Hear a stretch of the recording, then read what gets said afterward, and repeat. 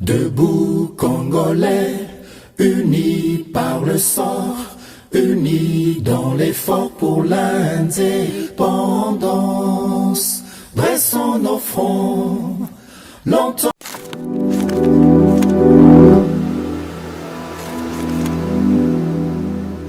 Boza, le bienvenu na GCAM Télévision, fidèles abonnés, chers téléspectateurs, merci mingi ndenge boponi GCAM Télévision, ndenge topesa kabino basango ya mai nyonso elekaka na kati ya République démocratique du Congo à travers bien sûr analyse et décryptage to salaka ya ba information beauté et pas ya papa Gérard Kabé ya pesa kabiso opportunité à présenter émission oyona etando ya GCAM Télévision mbote pe et pas la mino balandi oyo boza ébélé à travers toute l'étendue de la République démocratique du Congo et puis à travers le monde, dans les 5 continents.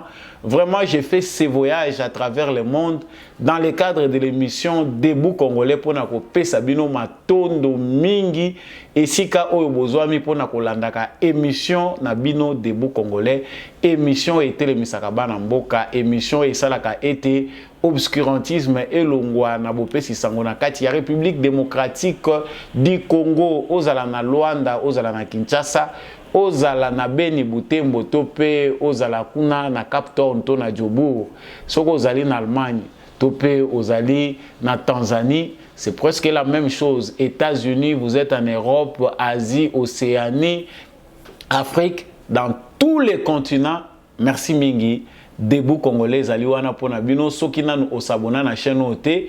La meilleure occasion pour vous ya kokota na kati ya famille Debout Congolais, c'est de vous abonner à cette chaîne et de ne jamais manquer à cliquer sur la cloche de notification pour chaque fois que ba information na biso ko banda ko koma ozanga te ko zwaka yango nalobaka lokwa na momesano ke micro oyo esimba makande na mwana mboka Samba Olonga Mokili ezalaka toujours balance sala malamu parce que justice ya Nzambe moto mon côté aishapaka na contrôle nango ozala makasi ozala faible osala ngo na nkukuto pe osala ngo na mpoisa soki oza kosala mabe yeba ke tôt ou tard oko récolter fruit ya musala na yo okosalaka yeba yango liso Nzambe et monaka yo, que ça soit sur cette terre, que ça soit dans l'au-delà, nous finissons toujours par payer les prix de nos actes. L'actualité est vraiment très dominée par cette rencontre tripartite entre le président de la République démocratique du Congo, bien sûr, Félix Antoine Tshisekedi Tshilombo, na président Joao Lourenço Azali médiateur, et puis les criminels, Tozobenga Ndenge wana, par compassion à des milliers de morts à l'est de la République démocratique du Congo.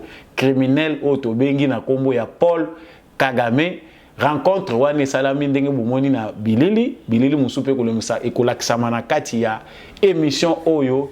Vraiment vous verrez binomoko que tension ezalaki makasi, mais il n'y a pas que les tensions, la grande surprise est là suite ya ba débouché au bimi na rencontre oyo ndenge esalemaki masolo nini basololaki ba décision nini ezwami kuna, que peuvent retenir les Congolais, position nini président de la République démocratique du Congo azongi nango, est-ce que guerre esili, est-ce que sengeli tozonga sima, est-ce que Kagame azongi kozala frère na biso wana yango nde Samba Olonga azali kolobela tout au long ya émission Oyo. Vraiment soki olingi ko soutenir émission Oyo, numéro ezana isa etando na yo benga biso, c'est la plus bonne façon de le faire pour que Debout Congolais et comme toujours ko tombola bendele ya ekolo Congo nalobaka toujours chaque fois que bisonyon se sengeli tozala FARDC na mitema na biso, un bon patriote, un bon citoyen azali soda pona ekolo na ye na kanisi soki biso nyonso na devoir na biso na mutu na biso tozali komimona lokola ba défenseur ya intégrité territoriale ya mboka na biso, ennemi mon côté akoki kolonga République démocratique du Congo. C'est sur cette actualité là ndé yango tokokabwana bino yango mokolo lelo actualité na biso ekotourner kaka autour ya makambo wana na uti koloba awa.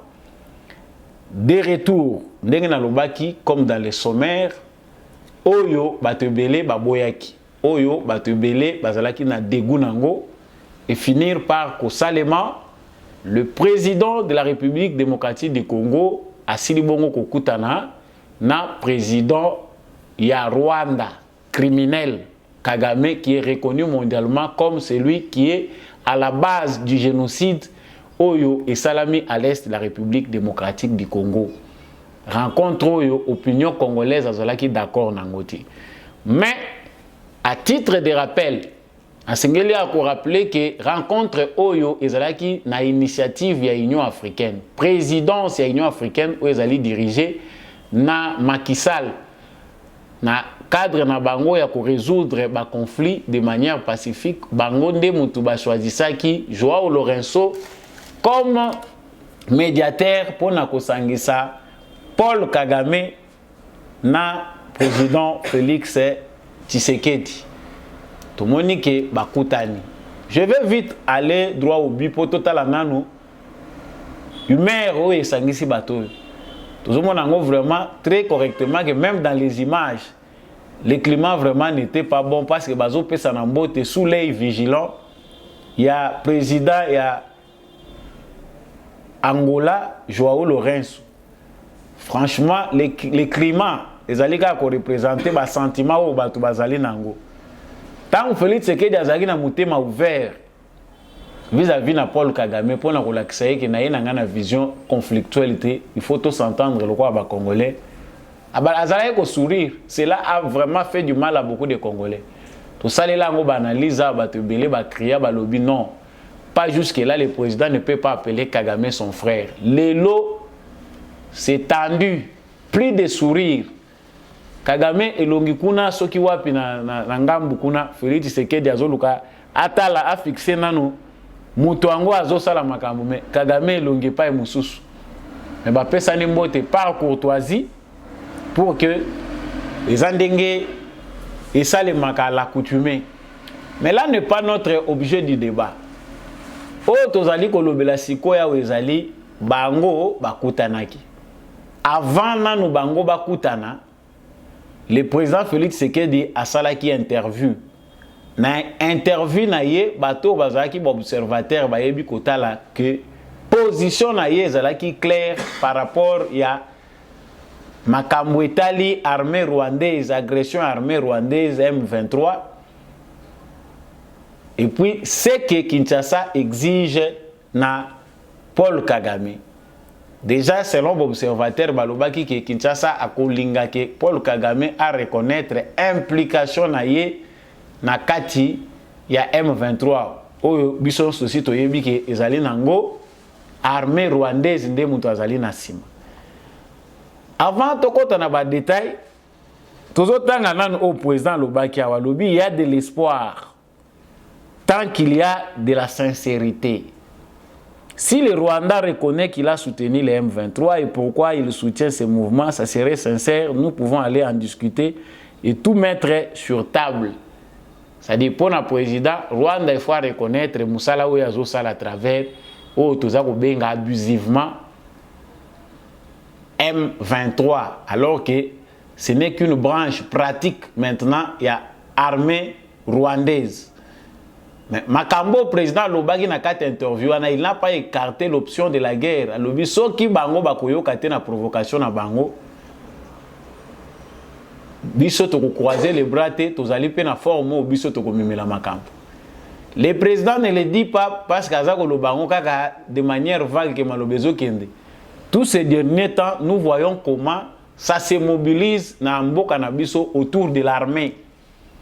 Parce que l'option levée, ce n'est pas seulement par le président de la République, Félix Tshisekedi, mais tous les Congolais en général ont ce sentiment-là. Sauf, infiltré au Tozakana Bango Awa, Batu Oyo Baza ba Congolais, mais en esprit, Baza na Bango da ba Rwandais, ils sont avec Paul Kagame. Il faut dialoguer, faire si c'est quoi que ce soit au Bango Bandaye Komona. Et l'Okoyo, Ezamutuya Awa. Le président Félix Tshisekedi, quand il lève une option, il ne recule plus. Dans le on a une émission, option est déjà levée, il faut conduire jusqu'à le départ de Paul Kagame. Mais Awa, Bakutani, le président Félix Tshisekedi est arrivé le 5, le 6, bakei kokutana ndenge sengeli bango bakutana. La plus grande surprise na kotangela bino awa bwa mususu bosi bomoni yango na ba réseaux sociaux que 4 points voire 5 yango mutu eza retenu comme feuille de route après ndenge bakutani na sommet tripartite na bango pona kolobela makambo ya Est du Congo. Premier point, relance de la commission mixte RDC-Rwanda qui doit se réunir le 12 juillet à Luanda. Banda makambo oyo et banda M23 zongeli kwa attaquer armée rwandaise et bandi kwa agresser Congo. Il n'y avait plus de négociation, pas de commission ya kosolo la makambo RDC-Rwanda. Basengi na bango ke bako reprendre les solos mais ko banda ko sale makaka na Luanda sous médiation ya Joao Lorenzo. Deuxièmement, la cessation immédiate des hostilités et le retrait immédiat et sans condition du M23 de ses positions en RDC. Au revoir M23. Parce que makamouche za na okalo kwa théâtre, na osala commentaire ici. Le retour dans leur pays d'origine des réfugiés.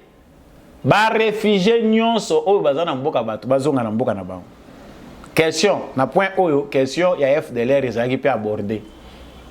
4. L'exploitation des ressources naturelles dans la région dans le strict respect de la souveraineté.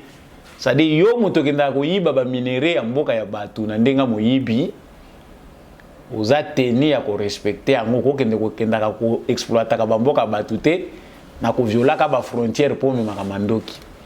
Bilo muso eza facile à dire ba combien ngo to moni feuille de route mais soko landi yango na se nango na libulu nango mozindo. Point ya liboso o balobeli commission ministère relance wana za kanango ba discours de routine. Ba ke ba kutania baza ko discuter alors que makambo zo salema autrement. O essayer bana nango partout il y a conflit, il y a des fois des rencontres inutiles. Oyo et profitaka nango te ezalaka nango kaka pona ko sepelisa ba formalité ou bien pour répondre aux exigences ya ba autorité à région ba organisation régionale na continentale. Mais dans le fond ce qui mutu aza campé na position na ye il n'y a que les faits de mutu esalaka ke batu basilana. Cessation immédiate et le retrait immédiat et sans condition. Parce que cessation immédiate des conflits, là, qui que Bitoumbe à la lissouté. Retrait immédiat et sans condition du M23 de ses positions. Discours wana bazolo belawana nan. Parce que c'est ici la question que je me suis posée. T'as balobi que retrait immédiat. Rencontre Nakati wana. Rencontre Salami entre Paul Kagame, Félix Tshisekedi, na Joao Lorenzo comme médiateur. Bon, tant qu'on va conclure avec retrait immédiat, il y a M23. C'est censé qui est concerné. Tant que la diplomatie a Félix Tshisekedi est efficace, ne nous laissons pas manipuler par des gens qui ne maîtrisent rien. Na bateau bazana intention ya nuire à travers la diabolisation. On parle du retrait sans condition de M23. Nalobaki singwe eza makasi o tout réseau linga Kagame et comme maïti na liwa jusqu'à ce qu'il va quitter le pouvoir ya ko lala ka zolota ka ba congolais et loko yo e kaboli Kagame na Félix Tshisekedi na Nairobi yangwana ba même esprit wana yangwana ilandie na Luanda na Nairobi tango ba poser kaka question balobi ke il faut mutu na mutu azwa bana na ye Kagame ayokite. C'est que Kagame bandoyoka na discours ya Uhuru Kenyatta te. Abia wana masa na nga ya Bomamoto. Tantôt on organise des réunions, les premières rencontres, Kagame ne vient pas, il se fait représenter par son ministre des Affaires étrangères. Quand ça chauffe, il finit par venir. Bakongo nyonso tout ba telemeli. Quand il voit qu'à Nairobi, les États-Unis soutiennent ces positions-là. Ils ont marqué comme la décision de fermeté na Nairobi. Yo zolo baki M23 oyebi angote ozolo makambabwe. Sko FDLR ozo funda bazawa. Zo FDLR. Et c'est compliqué kuna. Mais le voilà va sentir les Américains ba moni que Uhuru Kenyatta aza fermeté na koyebisaka ye ba vérité ba déplacer ango. Cette fois-ci bo mema bango kuna wana za soda langage ya mbila biso ndenge to benga ba soda awa. Langage ya soda eza différent na langage ya ba civil kuna. To tinda bango pa joao kuna fermeté kozala po akoloba moi 2-3 mois. Yango ilonga ngo peza ye peka ya okanga. Yé kuna aventure kozala ta peut-être Kagame peut comprendre au moins le langage de Joao. Nazolo ba makambo eza facilité à comprendre pour na bato oyo bazana bango ko vérifier te boza peut-être informé na ba source ya M23. Moi je ne suis pas dans les sources du M23, mais bato bazo comprendre ba yebi. Retrait oyo bazolo ba M23 longwa ba yebi si Kagame a retiré ba troupe na ye, armée na ye azonga. C'est sans condition. Les Kamouya M23 Singana Kingo na Kagame, les Nations Unies ont reconnu que c'est Kagame qui est derrière les M23. Les États-Unis d'Amérique, à travers Sénat Bango, que M. Paul Kagame, ils ont les sous d'accord na yote. Soutien wana yo komi kwa. Pour ça dire loger to bande ko sala na yo, mais komi ko yinda petit frère to komi obligé to payer à monnaie de singe ndenge to sala kango comme d'habitude. Franchement, chaque jour qui passe, Kagame s'isole de plus en plus de la communauté internationale à cause de l'entêtement naïe. Aza déjà très mal éduqué parce qu'on l'a appris à manger pas à la sueur de son front, mais sur le sang des Congolais. Aujourd'hui, à sa Tengama naïe, Bongo est en place, il est obligé de s'entêter pour sa survie. Ça, je le dis chaque jour. Mais Oye Salami Oyo, ça doit surprendre les Congolais. C'est une victoire diplomatique que les Congolais ne comprennent pas, pour la plupart. Merci Nayo Moutozo comprendre ça, que là, tabalinette asika. Merci Nayo Moutozo zelayote pendant plusieurs mois ou bien pendant des années pour comprendre que Félix Tshisekedi fait du travail. C'est-à-dire, l'opinion internationale est entrée, même timidement, mais ils sont en train de rejoindre la démarche de Tshisekedi. Kagame est nu devant le monde entier. Akoko battre la lisubo soto na ete bisika nyonso ya bebisaki aujourd'hui parce que mutumo kwa kondima ala tabo soto na onani. Même les États-Unis baza ba parrain na ye. Israël, Angleterre, bisika nyonso tambolaki. Qui va endosser la responsabilité ya ba crime belo Kagame à commettre? Ah ba lobi le retour dans leur pays d'origine des réfugiés. Biloko zo salima na miso na biso metozo mona ngote. Les FDLR sont une question épineuse pour Kagame. Merkel bazakana ba piège. Kagame a sali tout pour enterrer définitivement la question des FDLR. Ba le belangote. Yé kuna ke ko poser condition à lobby que ba FDLR de mutu bazali ko poser problème parce que nous ceux qui tozali kota likambo Congo tozomona que insécurité za kuna c'est parce que les forces de la RDC bazali kotambola na ba FDLR balobi bon mutu na mutu azwa ba réfugié na ye mutu na mutu azwa bana na ye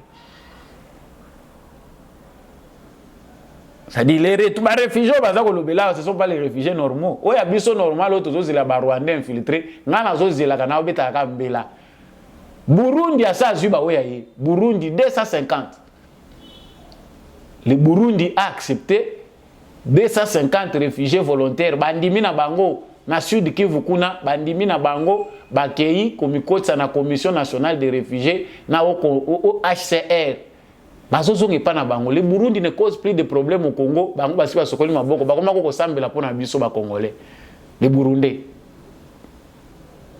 Mais le Kagame lui il n'entend que le langage de la violence ayo qui est peli moto parce que dans une guerre yo luki bitumbat.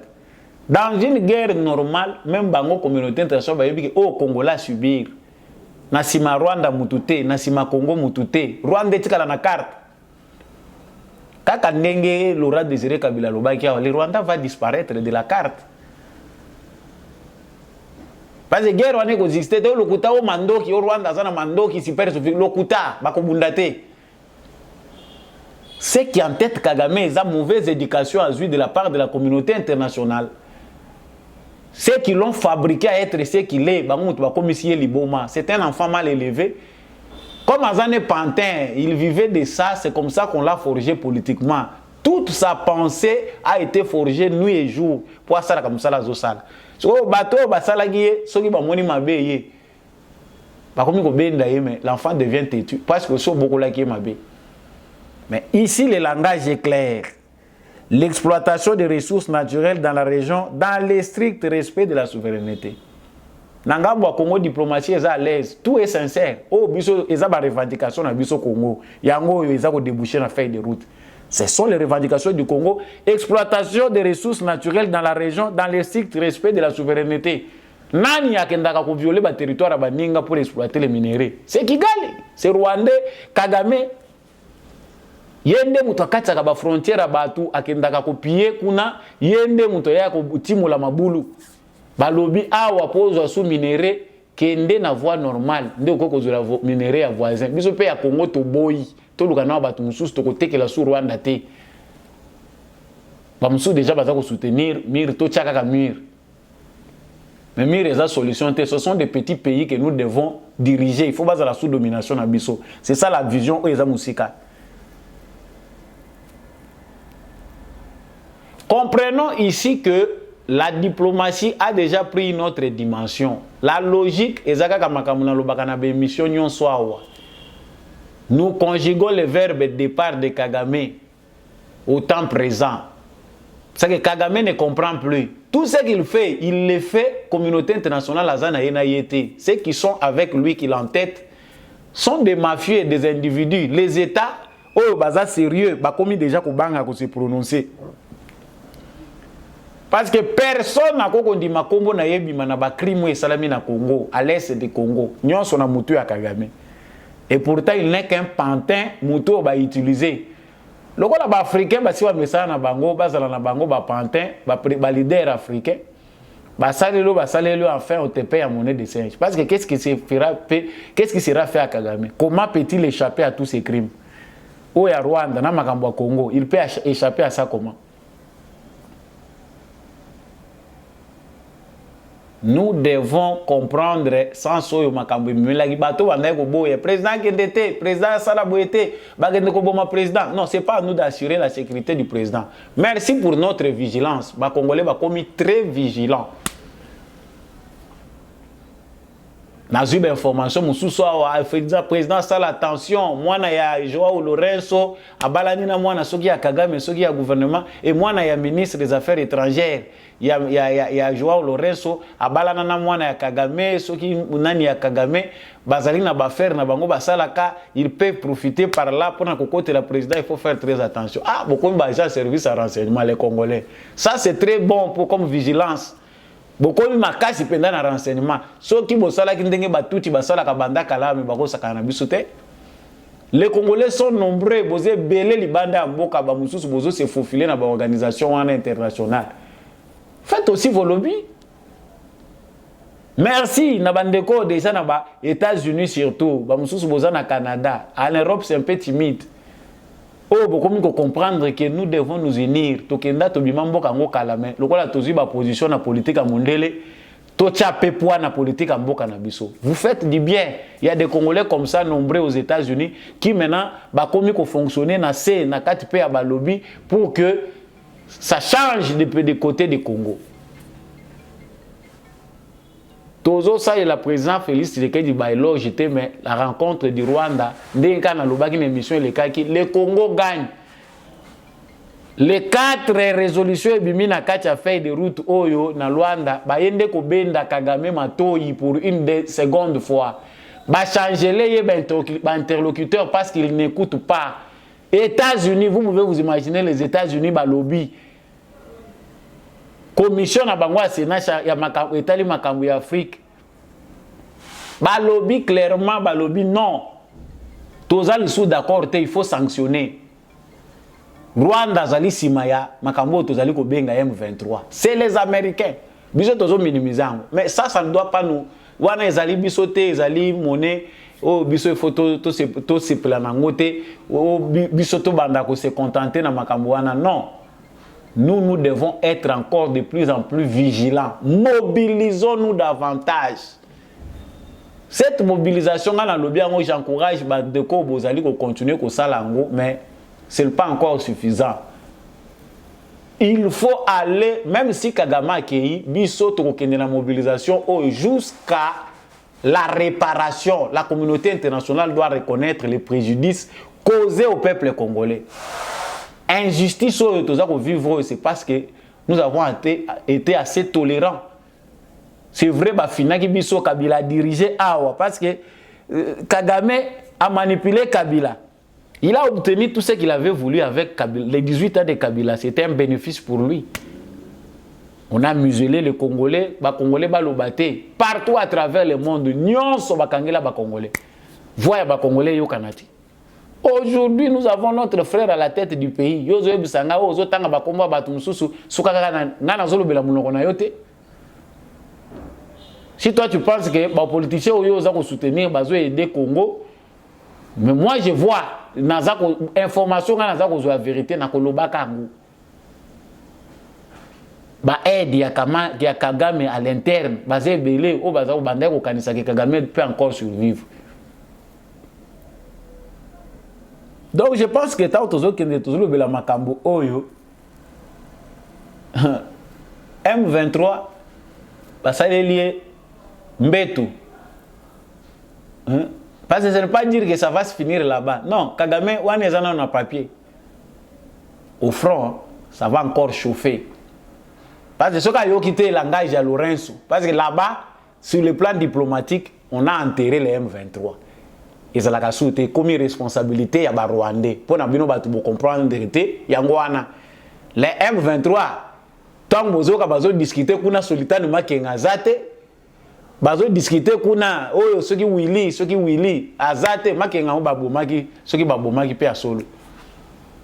Mais quand on discute là-bas au moins bakomi ko discuter ngo kuna, ça veut dire diplomatiquement M23 na maye wo s'ils vont s'entêter, c'est contre la communauté internationale et ils vont faire face aux faits de FARDC. Pour kuna balobite que FARDC zonga sima. Les FARDC sont dans leur devoir légal, légitime, il y a qu'à protéger l'intégrité territoriale, il y a Congo. Bakoye bisa FARDC te ki ozonga sima bomba mando ki te, FARDC a un mouvement rebelle te. Place union sur les poches et insécurité dans la République démocratique du Congo, les FARDC doivent répondre à leur devoir. C'est-à-dire, l'okito bazozo kuna sur le plan diplomatique, bazape a kozwango sur le terrain. Biso pe armement, toujours continuer à kobakisa. Ba soda pe, toujours bakisa kaka. Jeunes gens, na lancé le sous-message na ba autorité na biso militaire, na zo ba message belé à l'Équateur. Bato baza ko benga na Grand Katanga. Les autres m'appellent dans les Kasaï. Ba lobi ke bisika o botie ba point o bozali ko yamba ba jeunes gens pour recruter bango, eza musika ba musu bazana ba fin fond, il manque moyen nini ya koya ko atteindre chaque fois que bozo lança ka ba opération wan. Bo multiplier bango ba centre dans d'autres endroits reculés pour que ezala sélectivité de manière que zo suka kaka na ba centre urbain. Allez encore là-bas, il y a des jeunes, ils ont bambinga musu bazakuna, nazo zwa ka ba message mikolo nyonso awo. Que biso nyonso FARDC. Soki ba musu biso tokolata tenite, toko simba te minduki na biso, mais na mutema esprit ya soda. Face à cette menace qui veut que biso tous allons exterminer pour mukile ibaka ba richesse na biso, nous avons le devoir d'éduquer, d'apprendre à nos enfants comment se défendre. Comment défendre la patrie. Ça, c'est devenu un devoir impérieux. Ce que nous avons dit, le ministère, ministre de EPST, ministre de l'enseignement supérieur, ministre de la culture, ministre de la défense, pour créer une révolution sur le plan éducationnel. Changer la manière d'apprendre à nos enfants, outre les services militaires obligatoires. Mais repenser maintenant le patriotisme congolais, nous sommes sentir na makila na yeke, ça bouillonne le Congo, je suis obligé de défendre mon pays. Là, on aura atteint l'objectif. Mais ce qui est à continuer à former les vulnérables, quelqu'un qui a les atouts, à servir mboka na ye, mais bazo continuer à beta kaka bajawa, d'azar, na ba développer pour aller vivre ailleurs, là où l'avenir n'est plus. L'avenir du monde est comme il se décider à Congo. Donc, ce que vous comprenez, ba information koyeba likambo na lobaki awa ya ba réfugiés et ça peut un période encore très important. L'armée dans le bakutu armée mettre seulement les avions parce que les Kambaba réfugiés Singao ba FDLR bazonga na Rwanda mundele bite papa ngana zolo ba makambo ngana zolo bao. Si vous sentez que vous êtes en insécurité, vos biens sont ailleurs. Bozo piller awa mais biloko bozo bomba ailleurs. Siko finalement. C'est simple, gouvernement congolais a landapé oyo et salami na Burundi ndenge baza ko rapatrier ba citoyens na bango. Mettez des avions, appelez les HCR. Pour te yebi na biso que nombreux finiront par s'ennuyer. Tant ba comprendre que plan oyo ba yelaki na Congo et simbité. Même ba ba botamaki a musu ba kolinga bazonga na bango Rwanda. Ils sont déjà très mal à l'aise. Parce qu'un Congolais normal qui se sent Congolais, qui n'a rien à se reprocher, n'est pas obligé de venir le dire. Bato musu batondia baza bikolo belawa ndenge na lobaki angwa le tozo benga bango ba warawa sénégalais malien ba indien bazali ba libanais baza na problème ni.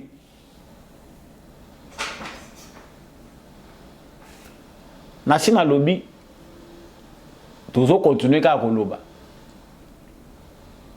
To komi na suka vraiment il y a émission na biso mokolo lelo. Ceux qui ont compris que Fatih vient de gagner une bataille diplomatique, ils ont compris.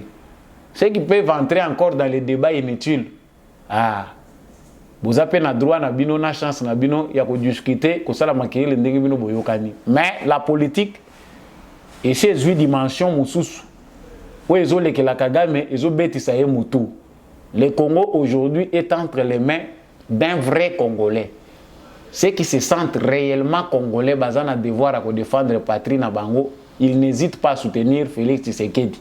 Ils ont péché. Ce pour le ça la opposition na yo, ils ont un peu problème té. Ce qui batangi fayu le batangi katumbi yebi singa onote ko tanga bakombo na bango té, na tanga tendenge nini.